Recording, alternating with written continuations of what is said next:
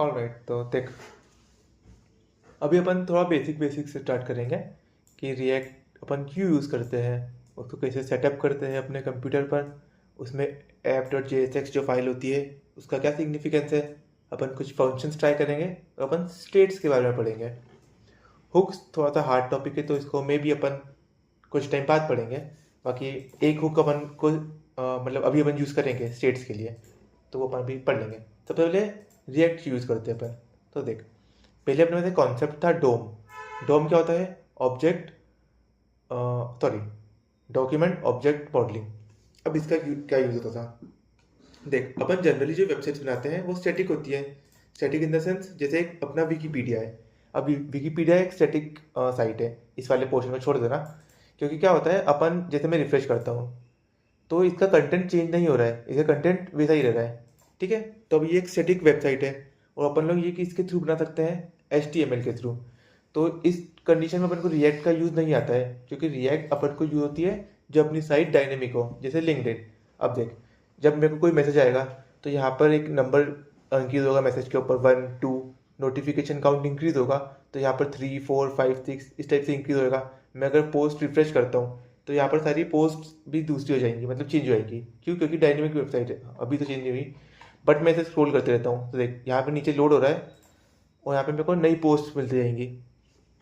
क्यों? क्योंकि dynamic website है। Dynamic website in the sense कि ये रन टाइम पे अपना कंटेंट को या तो अपडेट कर पा रही है या फिर चेंज कर पा रही है। इस टाइप से चल रहा है, किस पे? रन टाइम पे। ठीक है, अब डोम में क्या होता था? डोम इतना इसके अंदर घुसने की जरूरत नहीं है, बट इसका जो सिंटेक्स होता था, जैसे अपन को HTML वाले सर पढ़ाते थे ना, document dot gate element by ID, इस टाइप से PHP के टाइम पे, तो उसका सिंटेक्स कितना हार्ड रहता था। तो उस चीज़ को अपन ने सॉल्व करने के लिए यूज़ किया रिएक्ट, ताकि अपन जो डोम का सिंटेक्स है उसकी जगह अपन रिएक्ट यूज़ कर सकें डायनेमिक वेबसाइट बनाने के लिए।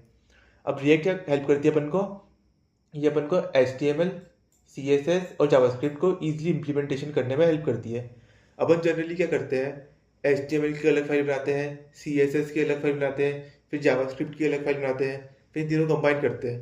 बट रिएक्ट अपन को इन तीनों को एक साथ इम्प्लीमेंट करने में हेल्प करता है, तो ये इनका इम्प्लीमेंटेशन बेसिकली ईजी हो जाता है। अब अब इसके 3 इंपॉर्टेंट फीचर्स रहते हैं रिएक्ट में, क्या क्या अपन को सीखना है। एक तो स्टेट्स हो गया, जो अभी अपन सीखेंगे। कंपोनेंट्स हो गया कि कंपोनेंट्स क्या होता है, वो भी अभी अपन करेंगे। और थर्ड होता है री रेंडरिंग। वो एक काफ़ी इन डेप्थ कॉन्सेप्ट है, उसको शायद ही करने की ज़रूरत है, मैं तो नहीं करा उसको इतना अभी तक। बट अभी अपन थोड़ा सा फर्स्ट है तो बेसिक बेसिक सा करते हैं। अभी क्या करा अपन ने कि रिएक्ट को, डोम को रिएक्ट ने कैसे और क्यों रिप्लेस करा, उसके सिंटेक्स के कारण, क्योंकि उसका कोड बहुत लेंदी हो जाता था। पर अपना रिएक्ट अपन को डायनेमिक वेबसाइट बनाने में हेल्प करता है। How? By helping us implementing HTML, CSS and JavaScript easily. 3 main चीज़ें होती है, स्टेट, कंपोनेंट्स, री रेंडरिंग। अभी अपन का फोकस होना चाहिए स्टेट्स पर और कंपोनेंट्स पर। तो ये सब ना अपन रिएक्ट क्यों यूज़ करते हैं, क्यों यूज़ होता है? ताकि अपन डायनेमिक वेबसाइट बना सकें।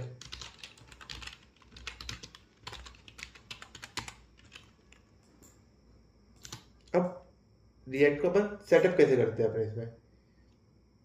एक और चीज़, अगर अब देख, रिएक्ट डायनेमिक वेबसाइट बनाने के लिए यूज़ तो होती है, बट अपन इससे स्टैटिक वेबसाइट भी बना सकते हैं, बट नहीं बनाते हैं। क्यों? क्योंकि रिएक्ट का कोड ऑलरेडी कितना हैवी होता है। अभी अपन देखते हैं, मैं बताता हूँ कि हैवी क्यों होता है। पहले अपन इसको सेटअप करते हैं। रिएक्ट को सेटअप कैसे करते हैं? सिंपली न्यू टर्मिनल पर क्लिक करेंगे। जिस भी फोल्डर में अपन को रिएक्ट का ऐप बनाना है वहाँ पर आएंगे। और देख, सबसे इम्पोर्टेंट चीज़ ये क्या हो गया,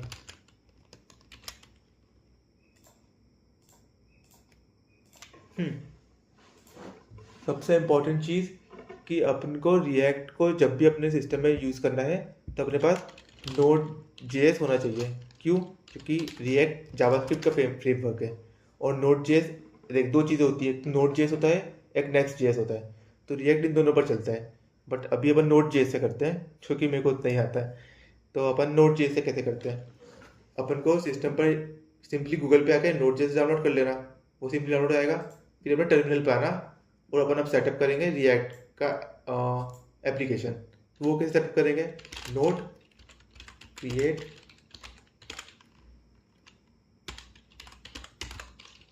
यहाँ पर तेरे प्रोजेक्ट नाम आएगा note create wheat @latest।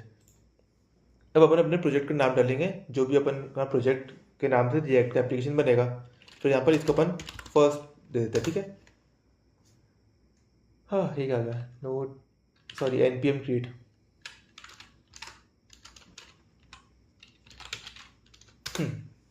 npm create wheat @latest first. First क्या है, मेरे प्रोजेक्ट का नाम है। अब अपन यहाँ से सिलेक्ट करेंगे कि अपन को क्या करना है, मतलब कौन सा फ्रेमवर्क यूज़ करना है।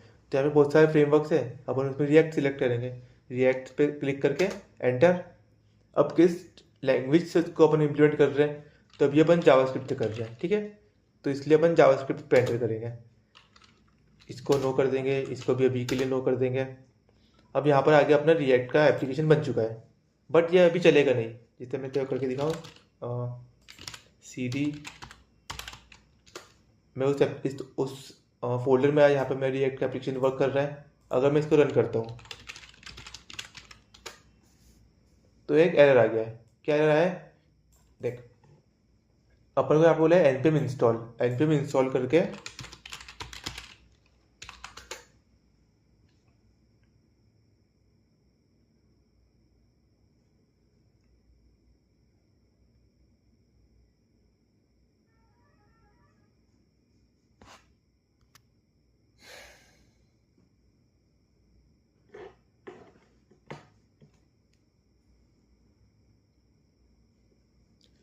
हाँ थोड़ा टाइम लेता है, ठीक है।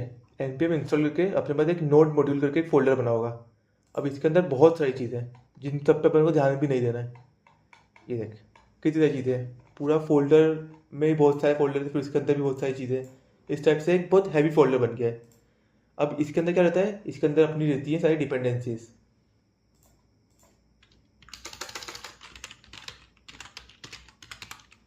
अब डिपेंडेंसीज क्या होती हैं, बेसिकली ये वही रहता है कि अभी अपना जैसे मान ले अपन कोई सा रिएक्ट का वर्जन यूज़ कर रहे हैं, तो कौन सा वर्जन यूज़ कर रहे हैं वो नोट मॉड्यूल में स्टोर होगा।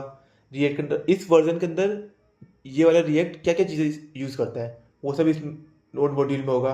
अपन ने क्या सिलेक्ट किया था, जावास्क्रिप्ट। अपन कौन सा जावास्क्रिप्ट का वर्जन यूज़ कर रहे हैं, आई मीन कौन सा नोट जेएस का वर्जन यूज़ कर रहे हैं, वो भी इस नोट मॉड्यूल में होगा। और वो चीज़ें किस चीज़ पे डिपेंड कर रही है, या फिर जैसे यहाँ पर देख या टाइप स्क्रिप्ट हो गई, तो अलग अलग चीज़ें हो गई। बाकी ये बस ये सब करता है कि कौन से अपन नोड मॉड्यूल्स या फिर कौन सा वर्जन यूज़ कर रहे हैं और उन सब की डिपेंडेंसीज क्या क्या है, इस टाइप से ये सब चीज़ स्टोर करता है। तो ये तो अपना किसी काम का नहीं है, मतलब इसके बारे में कुछ करना नहीं है, बस इसको इंस्टॉल करना है ताकि अपन को पता चले कि अपन कौन सा रिएक्ट वर्जन यूज़ कर रहे हैं, और जावास्क्रिप्ट या फिर नोड जेएस जो भी अपन यूज़ कर रहे हैं वो सब एक दूसरे पर डिपेंडेंटली काम कर सके, अच्छे से काम कर सके। ये इस टाइप से अपन सेटअप करते हैं रिएक्ट मॉड्यूल को। एक अपन रन भी करते हैं, ठीक है। मैं अपने गया फर्स्ट फोल्डर में, अपन ने npm इंस्टॉल कर लिया है, तो नोड मॉड्यूल आ चुकी है। तो अपन सिंपली रन करेंगे npm run dev। इस टाइप से अपन उसको अपने लोकल सर्वर पर रन करते हैं। एंटर। मेरे पास एक लिंक जनरेट हुई है, क्लिक करूँगा, ये देख ये मेरा जो भी अपना सर्वर था, सर्वर क्या रिएक्ट ऐप था, वो रन हो चुका है। इन सब चीज़ ध्यान मत दे, ये तो उसने नॉर्मली दे दिया था। अब ये दो काम हो गए अपने। अब app.jxx क्या है, वो होता है अपने सोर्स फोल्डर में। यहाँ पर इसमें देखो, इसका ये सब अभी के लिए हटाओ, इस सब को हटाओ। ऑलराइट, ये क्या है, जैसे इसको तो ऐसे समझ कि अपना एक मेन फोल्डर है रिएक्ट एप्लीकेशन के लिए। जो भी चीज़ें यहाँ पर होंगी ना, वही अपन को अपने सर्वर पर दिखाई देगी, मेन इसके ऊपर दिखाई देगी, ठीक है। अब इसको कैसे एक्सप्लेन कर सकता हूँ, इसको भी रखना पड़ेगा। ये बेसिकली कुछ भी नहीं, ये अपने इसको ऐसा मान कि अपनी मेन फाइल है। अब जो भी अपन चीज़ें इम्प्लीमेंट करेंगे, जो भी अपन कुछ बनाएंगे ना, वो सब यहाँ पर आना चाहिए app.jsx में। कहीं भी, मतलब अगर अपन लोग कहीं और किसी फाइल में भी कुछ बनाते हैं तो उसको इस फाइल में लाकर, एक सेकेंड मेरा फोन चार्ज, अपन कहीं और भी कुछ भी बनाते हैं तो उसको इस फाइल में लाकर app.jsx फाइल में लाकर यहाँ पर रन करेंगे, ताकि वो अपने सर्वर पर दिखाई दे। सर्वर इन द सेंस अपने जो भी ऐप जहाँ भी चल रहा है वहाँ पर दिखाई दे। अपना जो .jsx होता है वो अपने रिएक्ट का एक्सटेंशन होता है, वो रिएक्ट का एक्सटेंशन होता है। अब हम सिंपल सा कोड यहाँ पे लिखते हैं। देख, सबसे पहली बात, अपन ना, ये थोड़ा सा अजीब सा सुनने में लगेगा, अपन यहाँ पर ना HTML नहीं लिखते हैं, अपन यहाँ पे XML लिखते हैं। XML HTML का ही पार्ट होता है, मतलब दोनों सेम ही होते हैं ऑलमोस्ट, बस थोड़ा तरीका अलग होता है। अब अपन ने शुरू शुरू में क्या पढ़ा था कि जो रिएक्ट है वो जावास्क्रिप्ट का फ्रेमवर्क है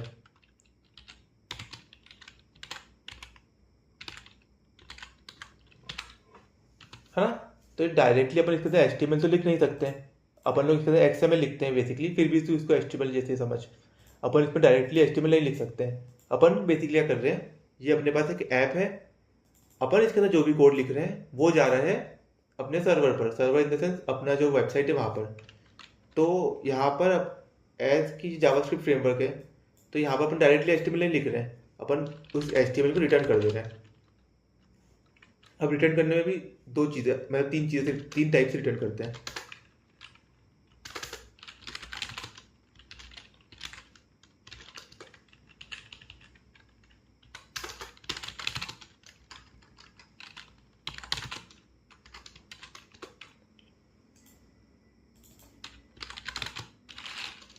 अब ये क्या कर दिया मैंने, इसको छोड़, अभी पहले ये समझ के अपन लोग रिटर्न क्यों करते हैं। अपन देख, HTML अपना बेसिक स्ट्रक्चर होता है, अपन बेसिकली बस सिंपली उसको रिटर्न करते हैं अपनी साइट पर, इसलिए अपन लोग, मतलब ये सिंटैक्स है, इस तरीके से सिंटैक्स समझ इसको, तो सिंटैक्स ही है ऐसे, तो समझ क्या। अपना जो भी HTML का कोड रहता है ना, ये क्या गया, हाँ, HTML का कोड रहता है ना, वो अपन यहाँ पर रिटर्न कर देते हैं। जो भी चीज़ें अपन को अपने ब्राउज़र पर शो करनी है उसको अपन सिंपली यहाँ रिटर्न करते हैं। अब रिटर्न करने के तीन टाइप्स होते हैं, एक इस टाइप से, एक डिव से, एक क्या बोल सकते हैं इसको अपन, ब्रैकेट से। कभी भी याद रखना कि रिटर्न स्टेटमेंट मल्टीपल डिव्स को सेंड नहीं करता है। जैसे मैंने यहाँ पे मान लिया एक डिव बना दी, एक डिव ये बना दी, फिर उसके बाद दूसरी डिव यहाँ पे बना दी, फिर तीसरी डिव यहाँ पर बना दी, इस टाइप से नहीं होगा। देख, एरर आ रहा है ना, क्योंकि रिटर्न स्टेटमेंट हमेशा सिर्फ एक सिंगल डिव को या फिर एक सिंगल एलिमेंट को सेंड करेगा। इसका क्या मतलब हुआ, जो भी चीज़ें तो यहाँ पर सेंड करेंगे अपन, उसको पहले एक कंटेनर में रैप कर लेंगे। अब इसके अंदर एक कोड आएगा, जैसे कि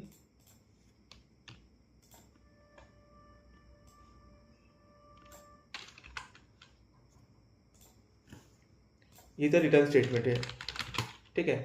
अब ये रिटर्न स्टेटमेंट क्या करेगा, ये एक पूरी सिंगल चीज़ को रिटर्न करेगा, भले इसके अंदर तो मल्टीपल डिव्स बना ले कि हाँ ये डिव है, ये डिव है, ये डिव है, ठीक है, पर रिटर्न स्टेटमेंट कभी भी ऐसा सेंड नहीं कर सकता है। ये क्या कर दिया, हाँ, कि उसने एक डिव रिटर्न कर दी, फिर एक और साथ एक और डिव रिटर्न कर दी, एक और डिव रिटर्न कर दी, ऐसे कभी नहीं होगा। देखो, उस पूरी चीज़ को एक अलग से डिव या फिर कंटेनर में स्टोर करना पड़ेगा। इसके लिए अपने पास तीन तरीके हैं, या तो अपन उसको एक डिव में स्टोर कर ले, राइट, जैसे यहाँ पे मैंने इसको एक डिव बनाया, उसके अंदर मैंने सारी डिव स्टोर कर ली,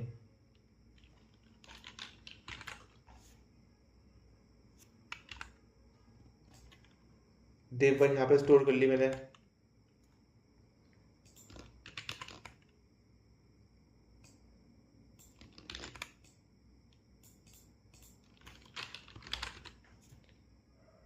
मतलब जैसे एक मेन डिव बनाई मैंने बाहर, और उसके अंदर मैंने बाकी सारी अलग अलग डिव स्टोर कर ली, डिव वन यहाँ पर हो गया अपना डिव टू। अभी कोई एरर नहीं आ रहा है, क्यों, क्योंकि ये सारी डिव्स इस मेन डिव के अंदर स्टोर है।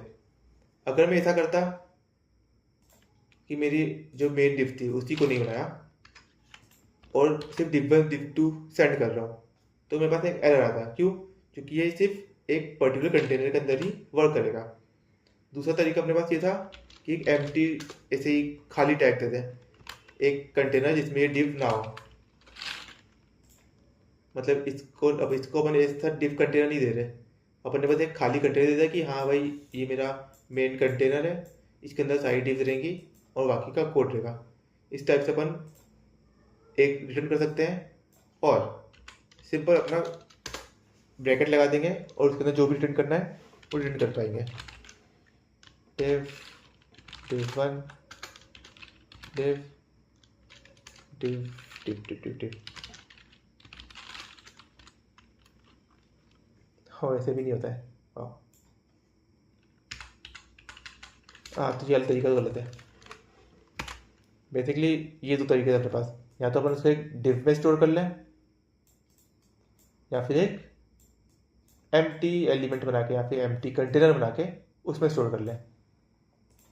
इस वे में अपन चीज़ें रिटर्न करते हैं। अब कैसे रिटर्न कर रहे हैं, ऐसा क्यों रिटर्न कर रहे हैं, तो ये बेसिकली अपना सिंटैक्स है। पूरा हट गया। ये अपना सिंटैक्स याद रखना। अपन ने अभी क्या करा, ये सब हो गया, ये हो गया, सेटअप तो ईजी है। ऐप जैसे अपना मेन फाइल है, उसके अंदर अपन कैसे चीज़ सेटअप कर रहे हैं ये देखा। सेटअप इन द सेंस बहुत सिंपल चीज़ है। अपना ये फंक्शन है, मेन फंक्शन छोड़ ये अपनी एक मेन कह सकते हैं फाइल है और मेन फंक्शन ही मान लें। जो भी अपन ब्राउजर भेजना चाहते हैं उसको यहाँ पर अपन रिटर्न करेंगे। रिटर्न किस फॉर्म में करेंगे, अपन HTML फॉर्म में करते हैं, जब उसको XML फॉर्म बोलते हैं। XML में रिटर्न करते हैं अपन, बट समझने के लिए अपन उसको HTML मानेंगे। HTML रिटर्न कर रहे हैं, रिटर्न करने के लिए क्या करना पड़ेगा, जो भी चीज़ रिटर्न कर रहे हैं उसको एक कंटेनर में रैप करना पड़ेगा, या तो उसको डिव मानो या फिर खाली एलिमेंट मानो। ठीक है, अपन इस टाइप से उसको रिटर्न कर रहे हैं। ये सिंपल था, इजी काम हो गया। Second, functions. फंक्शन यहाँ पर जावास्क्रिप्ट जैसे ही नॉर्मली वर्क करेंगे। जैसे अपने पास यहाँ पर ऐप फंक्शन है, ये फंक्शन हो गया वगैरह वगैरह। अब मान लें मेरे को, ठीक है, अपन पहले नॉर्मली वर्क करते हैं ना, div1 div2 बना के।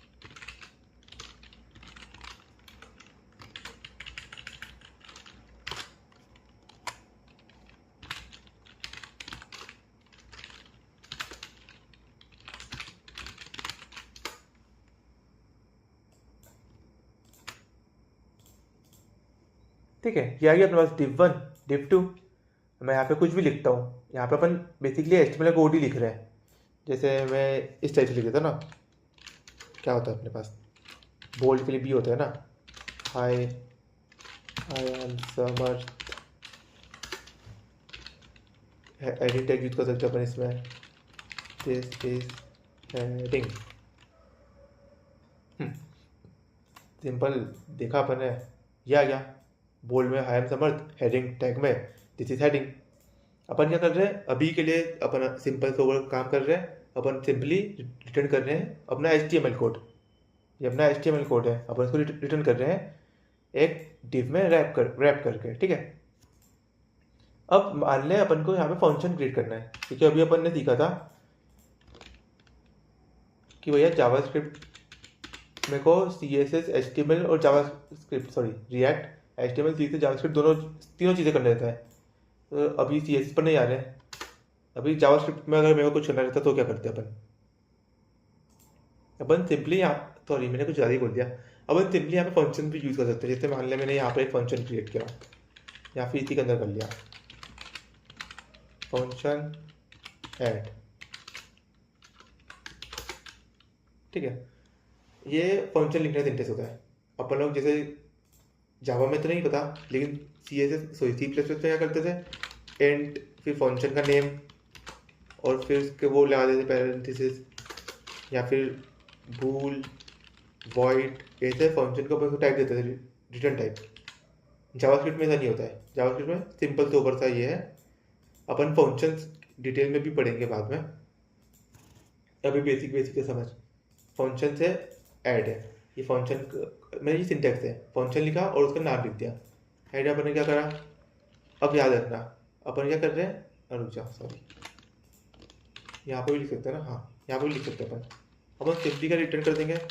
अभी अपन सिर्फ जनरली थोड़ा सा समझ रहे हैं इसलिए अपन ऐसा बनाते हैं। सिंपली अपन कर दिया 5 + 6 सॉरी 3 + 6 ओके, और यहाँ पे मैंने फंक्शन कॉल कर दिया मान लें, तो क्या मेरा कोड चलेगा, नहीं चला।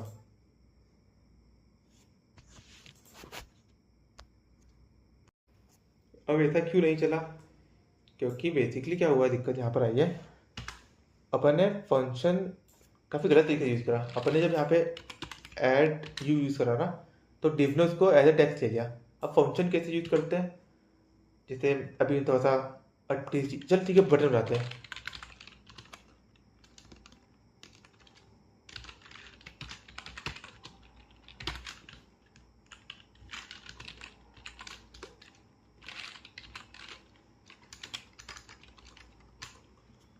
मैं तेरे फंक्शन इसके थोड़ी बात समझाऊँ। फंक्शन थोड़ा जावास्क्रिप्ट टॉपिक है, तो उसको लेके समझते हैं। फंक्शंस डॉट शेस। फंक्शंस क्या करते हैं? अपन फंक्शंस क्यों सीख रहे हैं? क्योंकि अपन ना अलग अलग तरीके से फंक्शन यूज़ करेंगे रिएक्ट में, और वो जब जावास्क्रिप्ट का टॉपिक है तो वो अपन देखते हैं कि फंक्शन का सबसे पहले सिंपल सिंटेक्स रहता है इस टाइप से। कोई रिटर्न टाइप की दिक्कत नहीं है, सिंपली अपन फंक्शन लिखेंगे, फंक्शन का नेम लिखेंगे और उसका कोड लिखेंगे।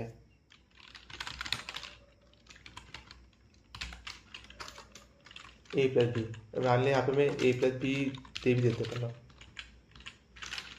एंड ए प्लस, ओके ये भी नहीं करना है, सिंपली बस ये लिखना है अपन को कि ए प्लस बी तो वापस आएंगे, उनको अपन को रिटर्न कर देना है। रिटर्न नहीं करना है तो यहाँ पे उनको प्रिंट भी कर सकते हैं, console dot log I am a bad teacher I know. console dot log क्या करता है, प्रिंट एफ, ये क्या करता है, प्रिंट एफ सी आउट, और जो भी चीज़ अपन अलग अलग लैंग्वेज यूज़ करते हैं प्रिंट करने के लिए, सेम console डॉट लॉग करता है। ये बस ऐसा मान कि ये प्रिंट फंक्शन ही है, और प्रिंट कहाँ पे करके देता है ये अपन को, टर्मिनल में, ठीक है। अब मैंने सिंपल फंक्शन आया, ये बेसिक सा फंक्शन बनाया अपन ने, बस ऐड करने का, दो नंबर दिए, उनको ऐड करके अपन ने प्रिंट कर दिया। इसको रन करते हैं अपन लोग। रन करने के लिए सिंपली ऐड फंक्शन कॉल करेंगे, 4.5, ठीक है, शायद इससे चलता है, आ गया 4 + 5 9, सिंपल फंक्शन, नॉर्मल फंक्शन, कोई इशू नहीं। अब अपन लोग फंक्शन में देखो कैसे समझ सकता हूँ, बस इस टाइप से फंक्शन यूज होते हैं। अपन इसके अंदर पैरामीटर्स देते हैं फंक्शन। अच्छा हाँ, फंक्शन भी दो टाइप के होते हैं, एक सिंक्रोनाइज फंक्शन और एक स्पेलिंग गलत लिखिए, एसिंक्रोनाइज फंक्शन। ये क्या होता है थोड़ा बाद में बताऊंगा, ये तो काफ़ी बेकार है। सिंक्रोनाइज फंक्शन वही जो अपन ने अभी बनाया, सिंपल थे, छोटे छोटे फंक्शन। फंक्शन में अपन लोग कंडीशन स्टेटमेंट वगैरह जैसे भी नॉर्मल रहता है ना, वो सब कर सकते हैं, जो भी अपन लोग अभी तक करते आए हैं। बस इसका सिंटेक्स थोड़ा सा ये रहता है अलग, इसका कोई रिटर्न टाइप नहीं होता है, इसमें तो कुछ भी रिटर्न कर सकती है। मान लें मैंने यहाँ पे एक पैरामीटर दिया है, अगर मेरा a इक्वल टू 5 होता है तो मैं console डॉट लॉग कर दूंगा,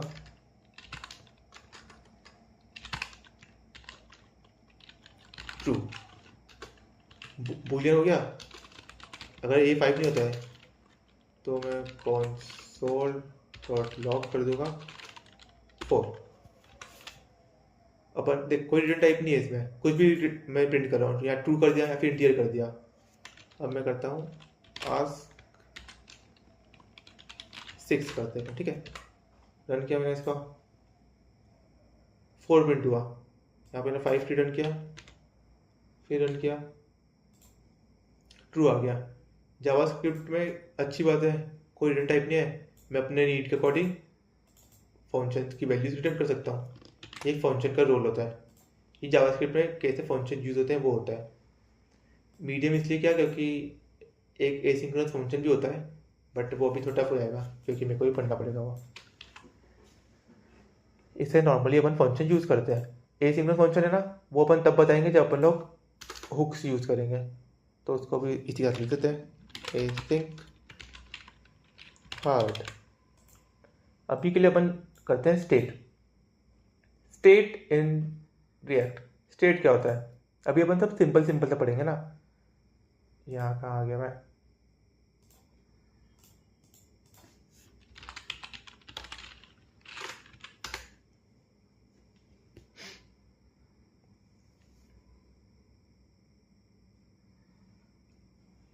अब देख, अपनी एक डायनेमिक वेबसाइट है, यहाँ पर 3 लिखा है, यहाँ पर कुछ भी आ सकता है, कुछ भी आ सकता है, पोस्ट भी लगा सकती है। अब what makes a dynamic website different from a static website? इसके स्टेट्स चेंज हो रहे हैं। States in the sense, state basically state को समझ कि ये मेरे डायनेमिक साइट के ऑब्जेक्ट्स हैं, ये उसकी स्टेट, मतलब अभी कैसे समझाऊँ तेरे को, स्टेट हो सकता है, हाँ इसके लिए ऑब्जेक्ट मार्क कि डायनेमिक वेबसाइट के ऑब्जेक्ट्स हैं जो चेंज हो सकते हैं।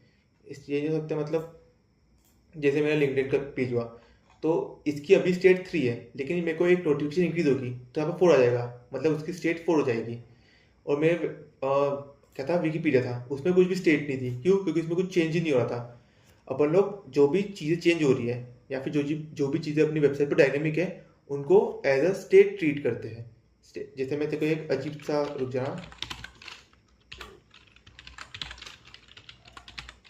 अभी समझाऊंगा ये क्या है, बच्चों को स्टेट क्या होता है एक्सप्लेन करने के लिए।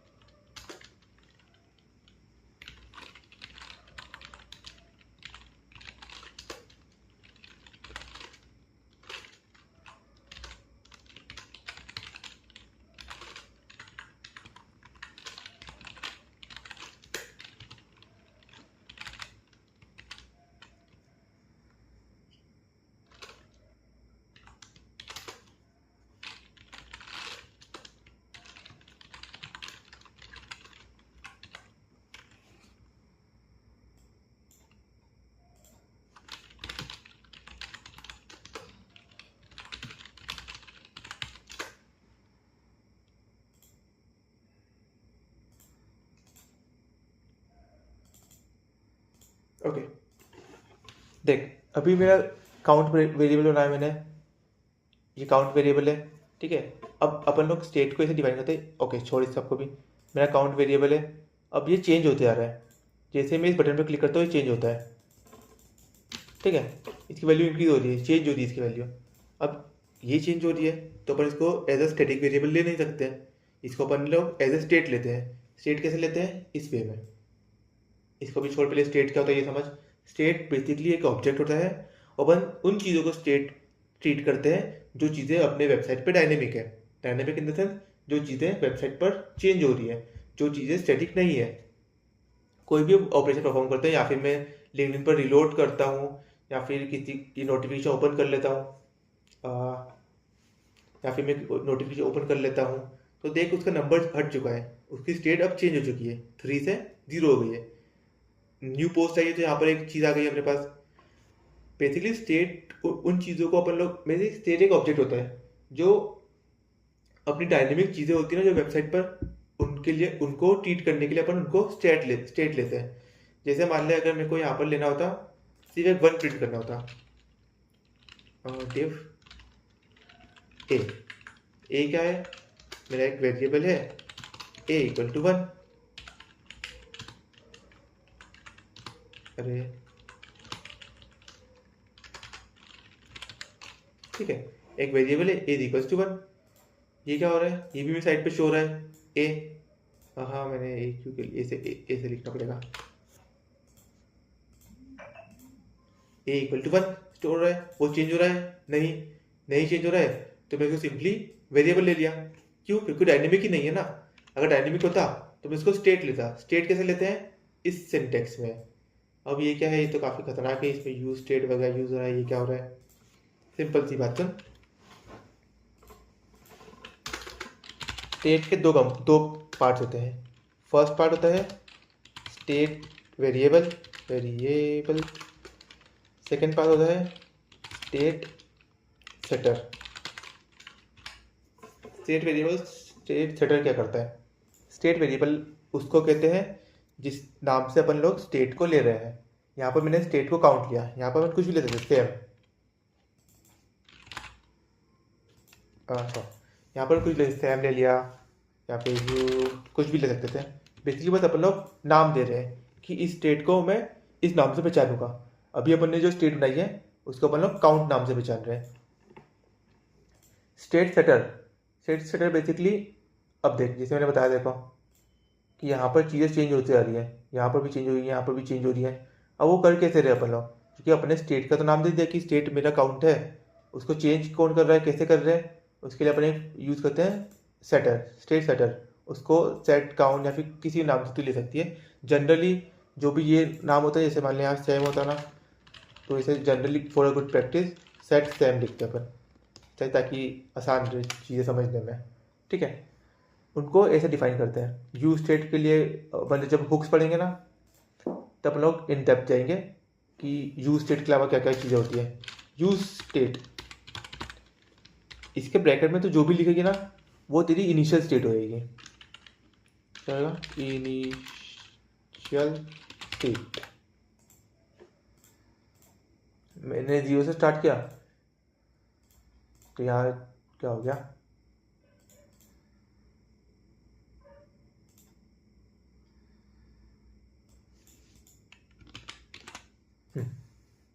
मैं 0 से स्टार्ट किया तो चीज़ें यहाँ 0 से स्टार्ट हो रही है। अगर मैं यहाँ पे 500 से लिख देता तो चीज़ें यहाँ पे 500 से स्टार्ट होती। क्यों? क्योंकि मैंने मेरी इनिशियल वैल्यू को 500 कर दिया।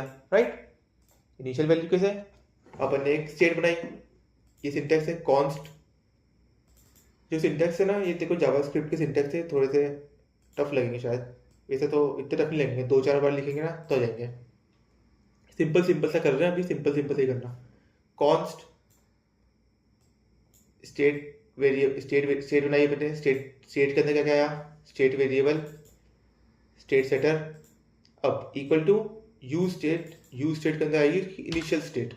इनिशियल स्टेट मतलब स्टेट कहाँ से स्टार्ट हो रही है। जैसे मैंने यहाँ पे 0 करा वैसे ही काउंट की वैल्यू हो गई 0। क्यों? क्योंकि स्टेट वेरिएबल है, स्टेट वेरिएबल की इनिशियल स्टेट 0। राइट, अब मैंने क्या करा, अब देख जब भी अपन लोग इन चीज़ों को, जैसे मैंने तेरे को याद है अभी हाल मैंने गड़बड़ कर दी थी, मैंने यहाँ पर div a करा था तो मेरे आउटपुट में भी a आ गया था, जबकि मैंने यहाँ पर a की वैल्यू कुछ और करी थी। अब जब भी अपन ऐसे लिखते हैं ना तो HTML के अकॉर्डिंग वो इसको ऐसे ही ले लेता है, a ही ले लेता है, इसलिए अपन इसको डबल ब्रैकेट के अंदर लिखते हैं ताकि वो उसको एज अ वेरिएबल ले या फिर एज अ एलिमेंट ले जो अपन ने ऊपर कहीं बनाया है, अब बनाया है यहाँ पर। तो वैसे ही मैंने यहाँ पर इस टाइप से काउंट लिखा है ताकि जो भी मेरी काउंट की वैल्यू है वो उसको यहाँ पर प्रिंट करे, ना कि सिर्फ काउंट प्रिंट करे। जैसे मैं ये हटा देता अगर अभी ये लिखा तो यहाँ पर काउंट ही लिखा गया, जबकि ये मेरे को नहीं चाहिए, मेरे को तो काउंट की वैल्यू चाहिए। काउंट मतलब स्टेट वेरिएबल की वैल्यू चाहिए, तो यहाँ पर 0 आ गया। अब अपन लोग सेट काउंट का यूज़ समझते हैं। सेट काउंट करता क्या है, बेसिकली अपन की जो भी स्टेट रहेगी अभी जैसे मैंने इनिशियल स्टेट डाली, अब मान लें मेरे को इनिशियल स्टेट चाहिए ही नहीं, मेरे को चाहिए कि मेरा जो सेट काउंट है अब वो हो जाए 100, तो मैं सिंपली ये से करूँगा, बस सेट काउंट 100। फॉर एग्जाम्पल जैसे मैंने यहाँ पर अपना कोड लिखा,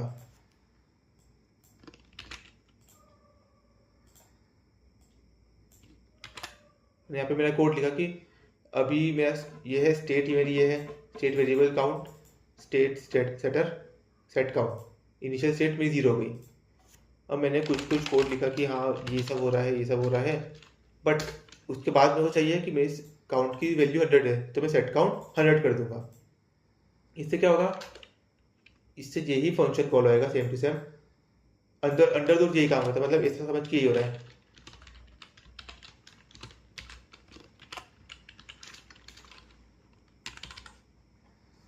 मतलब क्या हुआ, मैंने ये फंक्शन कॉल किया, अब इसने मेरे काउंट वेरिएबल की वैल्यू 100 कर दी। पहले 0 थी, इनिशियली वैल्यू 0 थी, लेकिन जैसे मैंने यहाँ पर दिया कि भाई इसकी वैल्यू 100 करना है, तो वैसे ही सेम टू सेम काम होएगा कि मेरा काउंट की वैल्यू यहाँ से 100 हो गई है, जैसे यहाँ पर 0 हुई थी ना, वैसे इस टाइप से चलता है। और यहाँ पर मैंने नॉर्मल सा फंक्शन सा बनाया है कि जैसे मैं वैल्यू क्लिक करूँ इसकी वैल्यू इंक्रीज हो। अब इसमें मैंने क्या करा है, सिंपल था, जैसे अपन लोग HTML में करते थे ना, बटन बनाया, ऑन क्लिक। अब यहाँ पर सिंटेक्स भी थोड़ा सा अलग है, अपन उसमें क्या करते थे, अपन ऐसे ये नहीं लगाते थे, अपन इस टाइप से करते थे ना, शायद यहाँ पर वो भी लगा देते थे, ये इस टाइप से करते थे, लेकिन ये यहाँ पर शायद वर्क नहीं करेगा आई गेस। हाँ यहाँ पर वर्क नहीं करेगा, कर रहा है वाह। अच्छा ये ऊपर वाला कर रहा है, सॉरी ये वाला वर्क नहीं कर रहा है, ही ठीक है, ये वाला वर्क नहीं कर रहा है, क्यों? क्योंकि मैं तेरे को स्टार्टिंग में बताया था ये एक्सएमएल फॉर्म में काम कर रहा है। एक्सएमएल फॉर्म में सर इसका थोड़ा सा सिंटेक्स अलग है। अभी बताया ना को अपन लोगों ने जब भी ए वेरिएबल लिया तो अपन ने उसको कैसे कर्ली ब्रेसेस में लिखा, वैसे ही फंक्शंस का भी यही रहेगा। अगर अपन बाहर से फंक्शन ले रहे हैं तो इसको ऐसे कर्ली ब्रेसेस में लिखेंगे विदाउट दिस ब्रैकेट्स। क्यों? क्योंकि ये ऑटोमेटिकली इसको ट्रैक कर लेता है।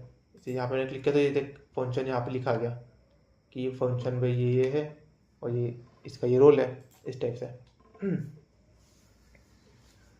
तो मैंने क्या करा, एक स्टेट बनाई, काउंट स्टेट, सिंपल सा चल रहा है, आई नो थोड़ा कंफ्यूजिंग है क्योंकि मैं थोड़ा सा ख़राब टीचर हूँ। काउंट बनाया, सेट काउंट करा, यूज स्टेट करके उसकी इनिशियल स्टेट 0 दे दी। अब एक सिंपल सा बटन बनाया, बटन क्या करता है, जैसे मैं ऑन क्लिक करूँ तो ये फंक्शन खोल हो जाए, ये फंक्शन काउंट की वैल्यू 1 से इंक्रीमेंट कर देगा।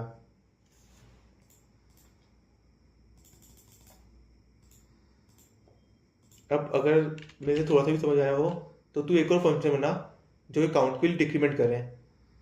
तो बस हाँ ये करना आज, सॉरी और